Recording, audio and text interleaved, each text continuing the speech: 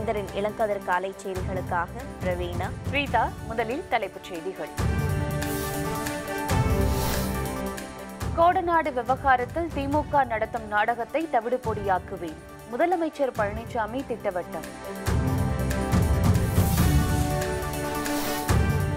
கொல்கத்தாவில் எதிர்க்கட்சிகள் சார்பில் பிரம்மாண்ட பேரணி. சந்திரபாபு நாயுடு, குமாரசாமி, மு.க. ஸ்டாலின் உள்ளிட்டோர் பங்கேற்பு.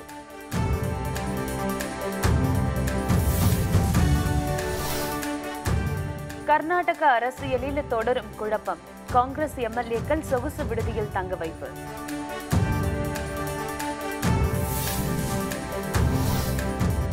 ராணுவ போலீஸ் பிரிவில் பெண்களுக்கு 20% ஒதுக்கீடு.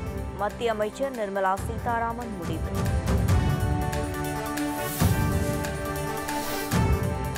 ஜனவரி 31 வரைவு வாக்காளர் பட்டியல் வெளியீடு. தமிழக தேர்தல் அதிகாரி தகவல்.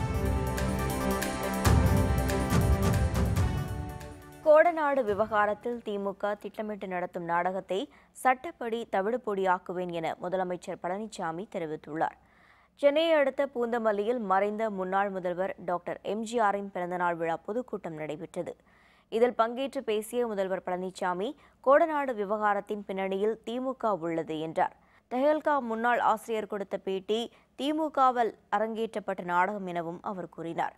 கேரளாவைச் சேர்ந்த கூலிப்படையினர் மீது பல்வேறு வழக்குகள் உள்ளதாக தெரிவித்த முதல்வர், திமுக திட்டமிட்டு நடத்தும் நாடகத்தை சட்டப்பொடி தவிடுபொடியாக்கி காட்டுவேன் என கூறினார். அங்க ஏதாவது ஆதாரம் வந்தா நம்மளை விட்டு வைப்பாங்களா? ஏற்கனவே படாத பாடுபடுத்துறாங்க அந்த குடும்பம் நம்மள. இவ்வளவு ஆதாரம் இருந்தா நம்மளை என்ன பாடுபடுத்துவாங்க?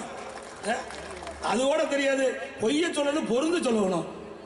அதனுடைய பின்னணி யார் என்பதையெல்லாம் நாம் ஆராய்ந்து பார்க்கின்ற பொழுது, இன்றைய தினம் ஜாமீனுக்கு வரும்போது திமுக கட்சிக்காரர் சேர்ந்தா நீ ஜாமீன் எடுத்துக்கிறாங்க.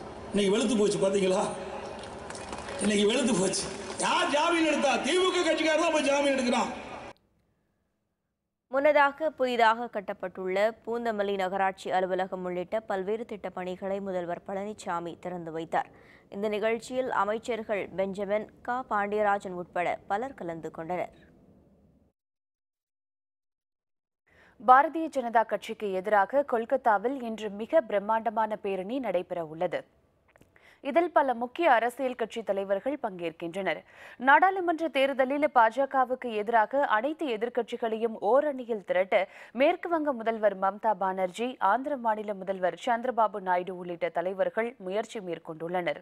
அதன் தொடர்ச்சியாக மேற்கு வங்க மாநில தலைநகரமான கொல்கத்தாவில் இன்று திரிணாமுல் காங்கிரஸ் கட்சி தலைமையில் எதிர்க்கட்சிகளின் பிரம்மாண்ட பேரணி நடைபெறுகிறது. இதில் காங்கிரஸ் தலைவர் மல்லிகார்ஜுனா கார்கே மற்றும் அபிஷேக் மனு சிங்வி ஆகியோர் கலந்து கொள்கின்றனர். தில்லி முதல்வர் அரவிந்த் கெஜ்ரிவால், ஆந்திர பிரதேச முதல்வர் சந்திரபாபு நாயுடு, கர்நாடக முதல்வர் குமாரசுவாமி, முன்னாள் பிரதமர் தேவகவுடா, ஜம்மு காஷ்மீர் மாநில முன்னாள் முதல்வர்கள் ஃபரூக் அப்துல்லா, உமர் அப்துல்லா, சமாஜ்வாதி கட்சி தலைவர் அகிலேஷ் யாதவ், ராஷ்டிரிய ஜனதா தளம் கட்சி தலைவர் தேஜஸ்வி யாதவ், திமுக தலைவர் மு.க. ஸ்டாலின், பாஜக அதிருப்தி எம்பி சத்ருகன் சின்ஹா உள்ளிட்ட பலர் கலந்து கொள்ள உள்ளனர். பேரணி குறித்து செய்தியாளர்களுக்கு பேட்டியளித்த ஆந்திர முதல்வர் சந்திரபாபு நாயுடு, மம்தா பானர்ஜியின் முயற்சி வெற்றி பெறும் என்றார். Mamataji, she is having so much of experience. Even other leaders, those who are all there, everybody is well experienced, and also people love them. We are all very, very keen to save this nation, save the country, and save democracy. Congress எம்எல்ஏக்கள் விலை பேசப்படுவதாக எழுந்த குற்றச்சாட்டை அடுத்து கர்நாடக அரசியலில் தொடர்ந்து குழப்பம் நீடித்து வருகிறது. கர்நாடகாவில் முதல்வர் குமாரசாமி தலைமையிலான மத சார்பற்ற ஜனதா தள ஆட்சி நடைபெற்று வருகிறது. காங்கிரஸ் கட்சி தனது ஆதரவை அளித்துள்ளதுடன் சில சுயேட்சை எம்எல்ஏக்களும் ஆதரவு தெரிவித்துள்ளனர். இந்த நிலையில் நாகேஷ் மற்றும் சங்கர் ஆகிய இரு சுயேட்சை எம்எல்ஏக்கள் தங்களது ஆதரவை திரும்பப் பெற்றதன் மூலம் கர்நாடக அரசியலில் பரபரப்பு ஏற்பட்டுள்ளது. மேலும் காங்கிரஸ் எம்எல்ஏக்களை இழுப்பதற்கான வேலைகளில் பாஜக ஈடுபட்டு வருவதாக குற்றச்சாட்டும் எழுந்துள்ளது. இந்த நிலையில் ஆட்சியை காப்பாற்றவும் எம்எல்ஏக்களை சமாதானப்படுத்தவும் காங்கிரஸ் எம்எல்ஏக்கள் கூட்டம் பெங்களூருவில் நடைபெற்றது. இதில் 76 எம்எல்ஏக்கள் கலந்து கொண்டதாகவும் கலந்து கொள்ளாதவர்களுக்கு விளக்கம் கேட்டு நோட்டீஸ் வழங்கப்படும் என்றும் காங்கிரஸ் தலைவர் சித்தராமையா கூறினார். இந்நிலையில் தனது ஆட்சிக்கு எந்த ஆபத்தும் இல்லை என்றும் காங்கிரஸ் எம்எல்ஏக்கள் தன்னிடம் தொடர்பிலேயே உள்ளதாகவும் முதல்வர் குமாரசாமி தெரிவித்துள்ளார். What is going on in Karnataka? Which money they are actually offering Congress MLAs to poach them? Where the money is coming? 4 Congress MLAs were missing today in CLP meeting. Nothing will happen now. They will also come and join us. Okay. I am in regular touch with them. Don't worry about So, do my you believe it could be government. பெங்களூருவில் நடைபெற்ற கூட்டத்திற்கு பின் காங்கிரஸ் கட்சி எம்எல்ஏக்கள் அனைவரும் சொகுசு பேருந்தில் eagle garden ரிசார்ட்டுக்கு புறப்பட்டு சென்றனர். தங்களது ஒற்றுமையை நிரூபிக்கவே அனைவரும் ஒன்றாக தங்கியிருப்பதாக காங்கிரஸ் எம்எல்ஏக்கள் தெரிவித்துள்ளனர். இந்திய ராணுவ போலீஸ் பிரிவில் பெண்களுக்கு 20% ஒதுக்கீடு செய்யப்படும் என மத்திய பாதுகாப்புத்துறை அமைச்சர் நிர்மலா சீதாராமன் தெரிவித்துள்ளார். இது தொடர்பாக அவர் வெளியிட்டுள்ள அறிக்கையில், ராணுவ துறையில் உள்ள போலீஸ் பிரிவில் பெண்களை சேர்க்க முடிவு செய்துள்ளதாகவும், அதன்படி மொத்தமுள்ள காலி இடங்களில் 20% பெண்களுக்கு ஒதுக்கீடு செய்ய முடிவு செய்யப்பட்டுள்ளதாகவும் கூறியுள்ளார். இந்திய ராணுவத்தில் பெண்கள் பங்கெடுக்க வேண்டும் என நிர்மலா சீதாராமன் தொடர்ந்து வலியுறுத்தி வந்தது குறிப்பிடத்தக்கது. தமிழகத்தில் இறுதி வாக்காளர் பட்டியல் வருகிற 31ஆம் தேதி வெளியிடப்படும் என தமிழக தலைமை தேர்தல் அதிகாரி தெரிவித்துள்ளார். கடந்த செப்டம்பர் 1ஆம் தேதி வரை வரைவு வாக்காளர் பட்டியல் வெளியிடப்பட்டது. இந்த பட்டியலில் பெயர் இல்லாதவர்கள், தவறாக பெயர் குறிப்பிட்டவர்கள் அதை திருத்தம் செய்ய கால அவகாசம் வழங்கப்பட்டது. அதன்படி செப்டம்பர் மற்றும் அக்டோபர் ஆகிய மாதங்களில் வரைவு வாக்காளர் பட்டியலில் திருத்தம் செய்து கொள்வதற்காக சிறப்பு முகாம்கள் நடத்தப்பட்டன. மேலும் 18 வயது நிரம்பியவர்கள் புதிதாக வாக்காளர் பட்டியலில் சேர்த்துக் கொள்ளவும் அனுமதிக்கப்பட்டனர். இதனையடுத்து இறுதி வாக்காளர் பட்டியல் வருகிற 31ஆம் தேதி வெளியிட இந்திய தேர்தல் ஆணையம் அனுமதி அளித்துள்ளது. அன்றைய தினம் தமிழகத்தில் உள்ள அனைத்து சட்டமன்ற தொகுதிகளிலும் இறுதி வாக்காளர் பட்டியல் வெளியிடப்படும் என தமிழக தேர்தல் அதிகாரி சத்யபிரதா சாஹூ அறிவித்துள்ளார். ஏப்ரல் மாதம் 1ஆம் தேதி முதல் மருந்து மாத்திரைகளுக்கும் பார்கோடு அச்சிடப்பட வேண்டும் என்று மத்திய அரசு உத்தரவிட்டுள்ளது. இதுகுறித்து மத்திய சுகாதாரத்துறை அமைச்சகம் விடுத்துள்ள செய்திக்குறிப்பில், போலி மருந்து மாத்திரைகளை தடுக்க அரசு உரிய நடவடிக்கை எடுத்து வருவதாக குறிப்பிடப்பட்டுள்ளது. அதன்படி வரும் ஏப்ரல் மாதம் 1ஆம் தேதி முதல் அனைத்து மருந்து மாத்திரைகளில் பார்கோடு அச்சிட வேண்டும் என தெரிவிக்கப்பட்டுள்ளது. பார்கோடுகளில் மருந்து அல்லது மாத்திரையின் பெயர், தயாரிப்பு நிறுவனத்தின் பெயர், சந்தை விலை, தயாரிப்பு மற்றும் காலாவதி தேதிகள் இடம்பெற்றிருக்க வேண்டும் என்றும் அந்த செய்திக்குறிப்பில் கூறப்பட்டுள்ளது. இந்த எச்சரிக்கையை மீறுபவர்கள் மீதும் கடும் நடவடிக்கை எடுக்கப்படும் எனவும் கூறப்பட்டுள்ளது. சோனியா காந்தி மற்றும் ராகுல் காந்தி ஆகியோர் தங்களது தொகுதிகளில் சுற்றுப்பயணம் செல்ல உள்ளனர். பாராளுமன்ற தேர்தல் விரைவில் நடைபெறவுள்ளது. இதற்கான ஆயத்த வேலைகளில் இந்திய தேர்தல் ஆணையம் முனைப்பு காட்டி வருகிறது. பாரதிய ஜனதா, காங்கிரஸ் உள்ளிட்ட அனைத்து அரசியல் கட்சிகளும் தேர்தல் பணியில் தீவிரமாக ஈடுபட்டு வருகின்றன. இந்நிலையில் காங்கிரஸ் கட்சியின் முன்னாள் தலைவர் சோனியா காந்தி உத்தரப்பிரதேச மாநிலம் ரேபரேலி தொகுதியிலும், அக்கட்சியின் தற்போதைய தலைவர் ராகுல் காந்தி அமேதி தொகுதியிலும் ஜனவரி 23 மற்றும் 24ஆம் தேதிகளில் சுற்றுப்பயணம் செய்யவுள்ளனர். அங்கு நடைபெறும் பல்வேறு நிகழ்ச்சிகளில் அவர்கள் கலந்து கொள்கின்றனர். இதனை காங்கிரஸ் கட்சியின் தலைமை அதிகாரப்பூர்வமாக அறிவித்துள்ளது. 10% இடஒதுக்கீட்டிற்கு எதிராக வழக்கு. திமுக வரலாற்று பிழை செய்துவிட்டதாக தமிழிசை சவுந்தரராஜன் குற்றச்சாட்டு. விவரம் விளம்பர இடைவேளைக்கு பிறகு.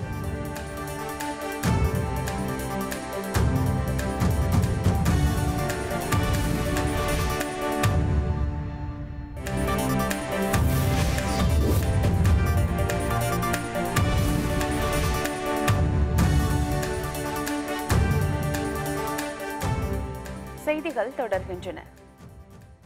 பிரதமர் நரேந்திர மோடியின் தமிழக வருகை மிகப்பெரிய மாற்றத்தை ஏற்படுத்தும் என மத்திய இணையமைச்சர் பொன் ராதாகிருஷ்ணன் நம்பிக்கை தெரிவித்தார். சென்னை விமான நிலையத்தில் செய்தியாளர்களிடம் பேசிய அவர், ப. சிதம்பரம் நிதி அமைச்சராக இருந்தபொழுது இந்திய பொருளாதாரம் பாதாளத்தில் இருந்ததாக குற்றம் சாட்டினார். தற்போது வாய்ப்பு இல்லாத விரக்தியால் அவர் தவறான குற்றச்சாட்டுகளை தெரிவித்து வருவதாகவும் கூறினார். எதிர்க்கட்சிகள் சார்பில் நடத்தப்படும் பேரணி மெகா கூட்டணி அல்ல என கூறிய பொன் ராதாகிருஷ்ணன், அது சிறு துண்டுகளின் கலவைகளே எனவும் விமர்சித்தார். பிரதமர் மரியாதைக்குரிய நரேந்திர மோடி அவர்கள் 27ஆம் தேதி தமிழகம் வருகை தர இருக்கின்றார்கள். தமிழகத்தின் மீது அளப்பரிய பற்றும் பாசம் வைத்திருக்கக்கூடிய பிரதமர் அவருடைய வருகை ஒரு மாபெரும் மாற்றத்தை தமிழகத்தில் உருவாக்கி கொடுக்கும் என்கின்ற நம்பிக்கை எனக்கு. 10% இடஒதுக்கீட்டிற்கு எதிராக திமுக வழக்கு தொடர்ந்துள்ளதன் மூலம் அக்கட்சியின் தலைவர் மு.க. ஸ்டாலின் மிகப்பெரிய வரலாற்று பிழையை செய்துள்ளார் என தமிழக பாஜக தலைவர் தமிழிசை சவுந்தரராஜன் தெரிவித்துள்ளார். சென்னையை அடுத்த பூந்தமல்லியில் செய்தியாளர்களிடம் பேசிய அவர், பொதுப்பிரிவினர் பொருளாதாரத்தில் பின்தங்கியவர்களாக இருந்தாலும் கூட அவர்களுக்கு எதுவும் கிடைக்கக்கூடாது என திமுக கருதுவதாக குற்றம் சாட்டினார். இடஒதுக்கீட்டை எதிர்த்து நீதிமன்றத்தில் வழக்கு தொடர்ந்துள்ளதன் மூலம் திராவிட முன்னேற்றக் கழகம் மக்களுக்கு எதிரான கட்சி என்பதை மீண்டும் நிரூபித்துள்ளதாக தமிழிசை விமர்சித்தார். 10% பொதுப்பிரிவில் பொருளாதாரத்தில் பின்தங்கிய மாணவர்களுக்கும் குழந்தைகளுக்கும் இளைஞர்களுக்கும் கிடைக்க வேண்டிய இடஒதுக்கீடை எதிர்ப்பதன் மூலம் ஸ்டாலின் மிக பெரிய வரலாற்று பிழையை நிகழ்த்தி இருக்கிறார். இதற்கு வருங்காலம் அவரை பழிக்கும் என்பது எனது கருத்து. தருமபுரி அருகே நடைபெற்ற எருதாட்டம் நிகழ்ச்சியில் சீறி பாய்ந்து ஓடிய காளைகளை இளைஞர்கள் ஆர்வமுடன் அடக்கினர். பாலக்கோடு அடுத்த கரக்கூரில் பிரசித்தி பெற்ற எருதாட்டம் நடைபெற்றது. 10க்கும் மேற்பட்ட கிராமங்களை சேர்ந்த மக்கள் ஒன்றிணைந்து நடத்திய இந்த போட்டியில் 50க்கும் மேற்பட்ட காளைகள் அவிழ்த்து விடப்பட்டது. அப்போது சீறி பாய்ந்து ஓடிய காளைகளை அப்பகுதி இளைஞர்கள் ஆர்வமுடன் அடக்கினர்.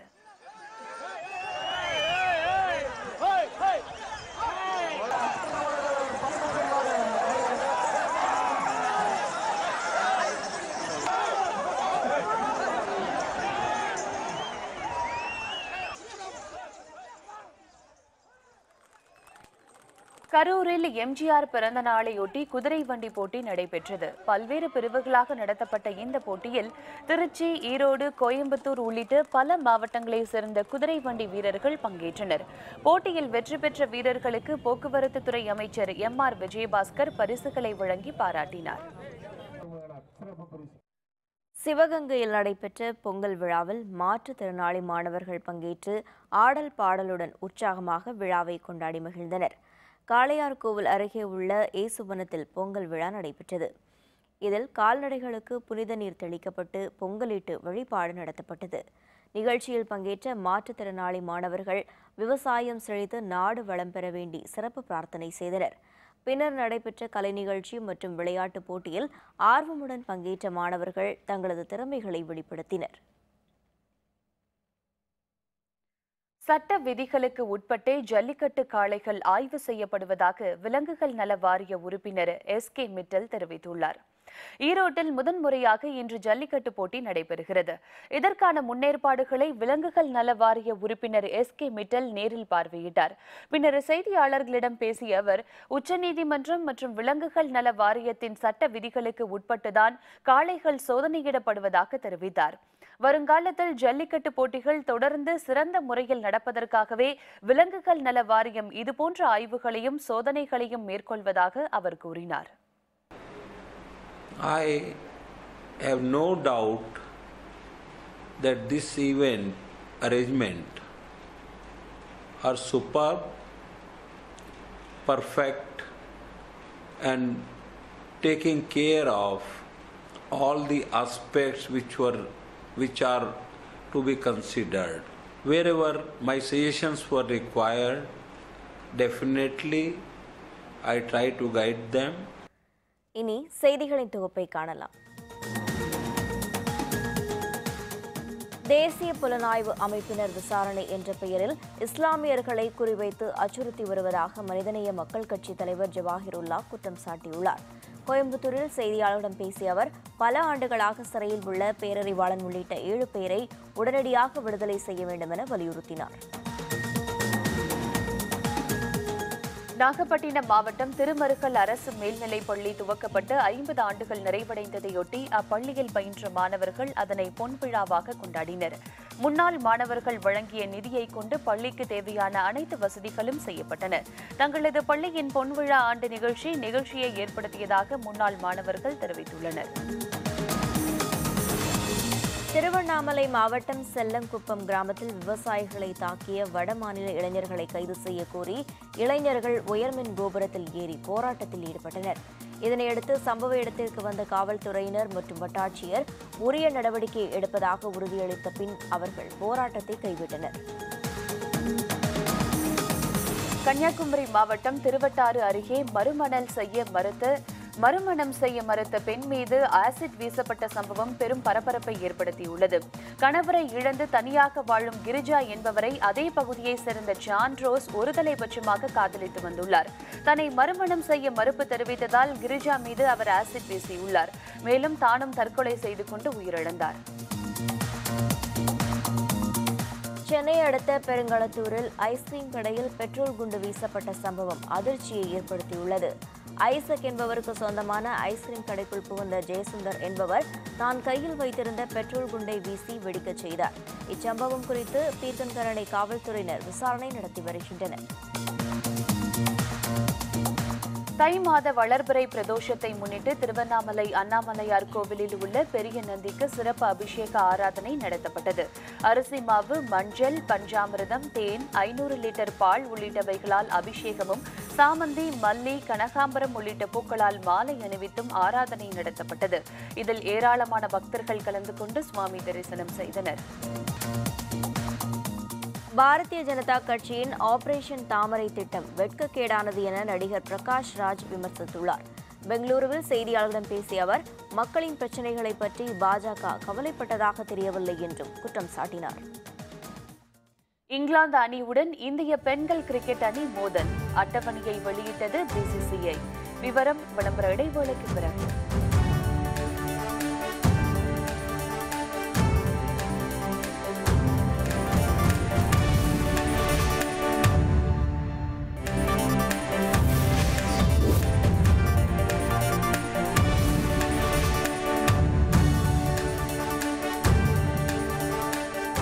செய்திகள் தொடர்கின்றன.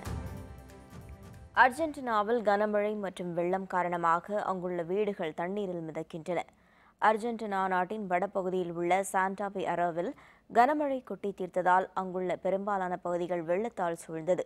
இதனால் பொதுமக்கள் வசிக்கும் வீடுகள், அலுவலகங்கள், பள்ளி, கல்லூரிகள், வணிக வளாகங்கள் என அனைத்து பகுதிகளுமே தண்ணீரில் மிதக்கின்றன. வீடுகள் மற்றும் சாலைகளில் தேங்கியுள்ள தண்ணீரை மோட்டார்கள் மூலம் வெளியேற்றும் பணிகள் நடைபெற்று வருகின்றன. மேலும் விவசாய பகுதிகளில் 3 லட்சம் ஹெக்டேர் பயிர்கள் சேதமடைந்துள்ளது. இதனையடுத்து மீட்பு பணிகள் மற்றும் நிவாரணப் பணிகளை அந்நாட்டு அரசு முடுக்கிவிட்டுள்ளது.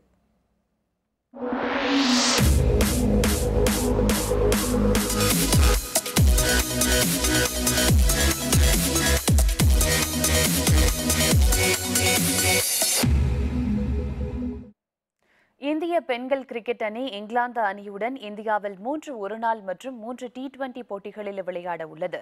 இதற்கான போட்டி அட்டவணையை BCCI அறிவித்துள்ளது.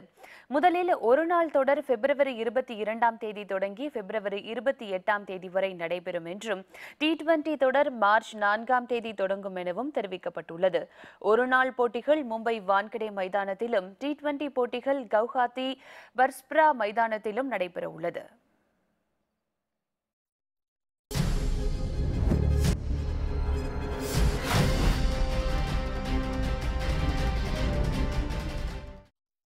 இதயக்கனி என அறிஞர் அண்ணாவால் புகழப்பெற்ற பொன்மனச் செம்மல் எம்ஜிஆர் பற்றிய சில சுவையான குறிப்புகளை காண்போம். கண்ணை நம்பாதே, உன்னை ஏமாற்றும் நீ காணும் தோற்றம் உண்மை இல்லாதது. அறிவை நீ நம்பு, உள்ளம் தெளிவாகும், அடையாளம் காட்டும் பொய்யே சொல்லாதது. எம்ஜிஆருக்கு திரைப்படங்கள் மீது அலாதியான காதல் இருந்தது.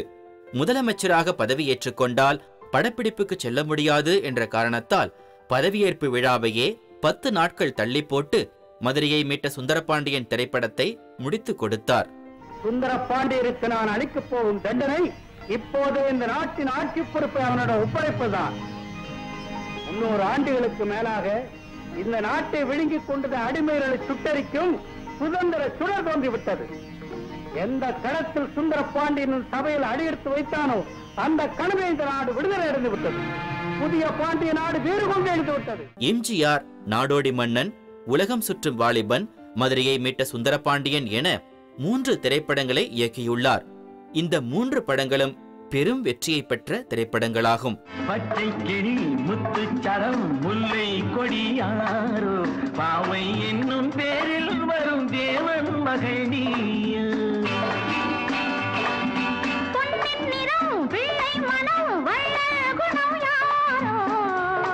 கர்ணன் படத்தில் சிவாஜிக்கு முன்னதாக எம்ஜிஆரைத்தான் நடிக்க கேட்டனர். புராண படத்தில் நடிக்க வேண்டாம் என்று அவரது அண்ணன் கூறியதால் எம்ஜிஆர் அந்த வாய்ப்பை மறுத்துவிட்டார். பொன்னியின் செல்வன் கதையை தமிழிலும் ஆங்கிலத்திலும் எடுக்க நினைத்தார் எம்ஜிஆர். ஆங்கில வசனத்தை அண்ணாவை எழுதுமாறும் கேட்டுக்கொண்டார். ஆனால் அவரது ஆசை நிறைவேறவில்லை. அடிமைப்பெண் படப்பிடிப்பிற்காக ஜெய்ப்பூர் சென்ற எம்ஜிஆர் குளிருக்காக வெள்ளை தொப்பியை வைக்க தொடங்கினார். அது பிடித்து போகவே அதை தொடர்ந்து பயன்படுத்த ஆரம்பித்தார். அதுவே பின்னாளில் அரசியல் வாழ்க்கையில் அவருக்கான தோற்றமாக அமைந்தது. திரையுலகம் தாண்டி எம்ஜிஆரின் மனிதர்களை மதிக்கும் பண்பு சிறப்பான ஒன்று. அறிமுகம் இல்லாதவராக இருந்தால் உடனே கை கொடுத்து நான் எம்ஜி ராமச்சந்திரன் சினிமா நடிகன் என்று தன்னை அறிமுகம் செய்து கொள்வார்.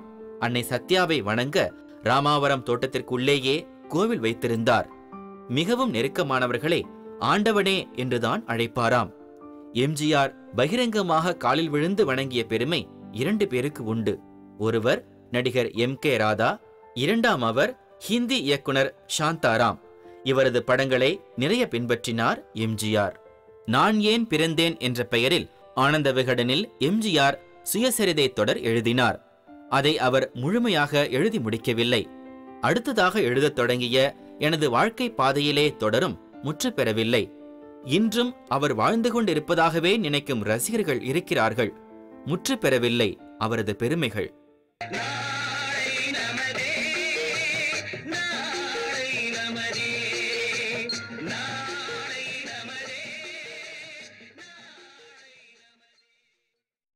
மீண்டும் தலைப்புச் செய்திகள். கோடநாடு விவகாரத்தில் திமுக நடத்தும் நாடகத்தை தவிடு பொடியாக்குவேன். முதலமைச்சர் பழனிசாமி திட்டவட்டம்.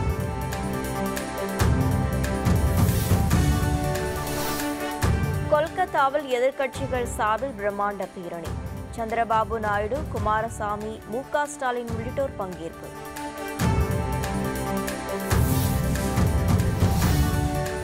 கர்நாடக அரசியலில் தொடரும் குழப்பம். காங்கிரஸ் MLAக்கள் சொகுசு விடுதியில் தங்க வைப்பு.